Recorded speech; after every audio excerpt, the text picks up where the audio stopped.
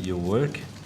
So in 2015 you notified of an upgrade to Melbourne, Brisbane and Perth, 2 projects, and you were clearly going out to, and you'd done the work to have Perth Air Traffic Service Centre modernised, and that was approved in 2015, and Brisbane and Melbourne ATSC upgrades were approved in Melbourne in November 2015. So they were both projects were costed and approved, and we find now in 2018 that none of the projects have been started and that none of the projects went within bull's roar of the costed outcomes that you had sought and had approved. In fact, the overruns are significant in Melbourne, significant in Brisbane and significant in Perth.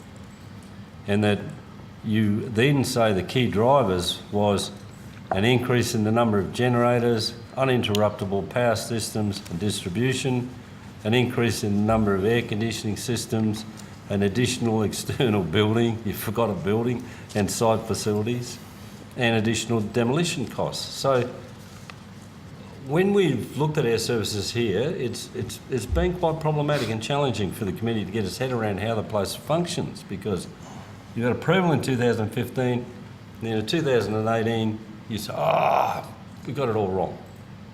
So my first question is this.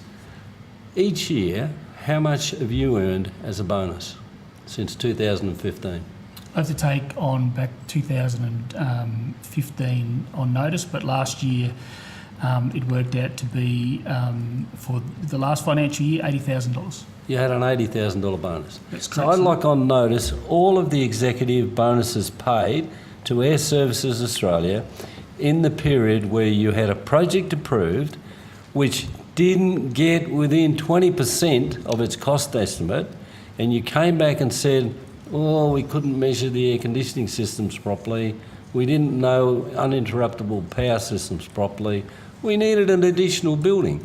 And the taxpayers paying people, look, salary's great. Get whatever you can in the marketplace, fantastic. But bonuses really do go back to performance. So in this time here, when you couldn't get your upgrades and modernisation projects within 20% of the cost estimates, you personally received an $80,000 bonus, and presumably every other official did too. Is that correct? Senator, yes, but as we explained at the Public Works Committee last week, and has submitted to the Public Works Committee the differences between 2015 and the changes we made to the organisation, and the fact that those projects were actually put on hold because the specifications that were required were not going to meet the reliability, the maintainability and the integrity, particularly with some of the changes with cyber and some of the required. So we would have actually had to spend orders of magnitude more if we'd actually gone with the original project. We actually specified that we actually put that project on hold to come back. The mistake that was actually made was that when we came back in February of this year with the revised estimates, we should have explained the process that we went through, which we did not. Is your projects director who did this work still with you? No, they're not. Did the person responsible in Air Services, are they still with you? For their original, no, they're not. And did they get paid bonuses before they left? During their time, they would have received bonuses during that time. So on notice, the amount of bonuses paid to the executive team who presided over what looks to be one of the most shining examples of incompetence that most of us have ever seen. Because I actually don't understand how you can be so wrong in 2014-15. It is really only 2018.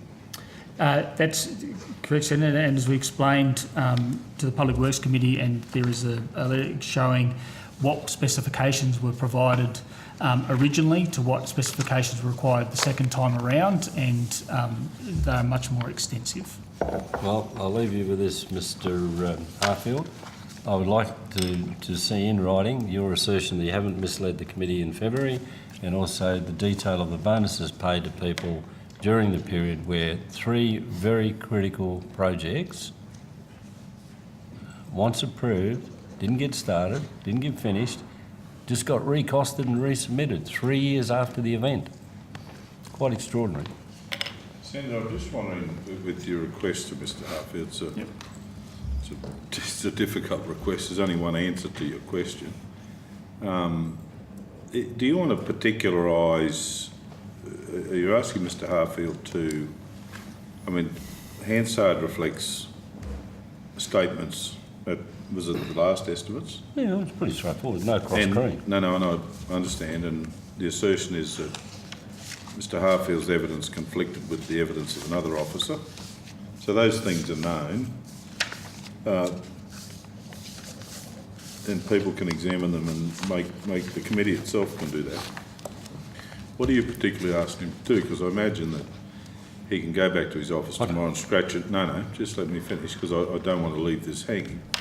He could scratch a note back to you that he hasn't misled the Senate, and that's that. I mean, what is there something specific you'd like him to submit on with respect to that? Yes, because it's there. because we are in, and I'm looking for the Secretary's guidance here.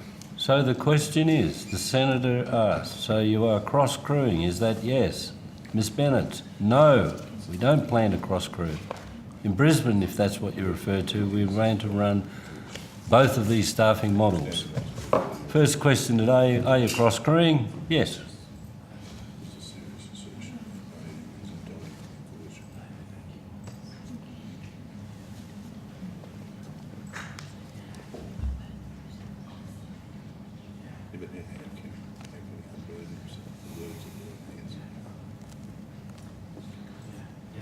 Where is Miss Bennett now? She's still in Air Services? Yes, she's head of our customer service enhancement area.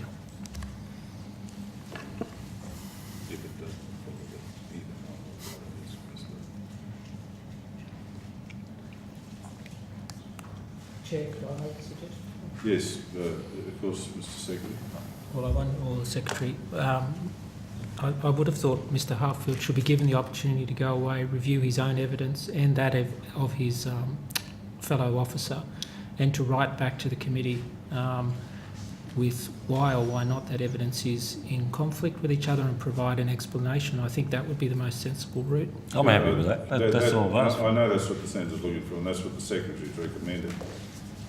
It's just, and I don't want to make large of this, but it's quite a serious indictment being made to the officer to have misled the Senate.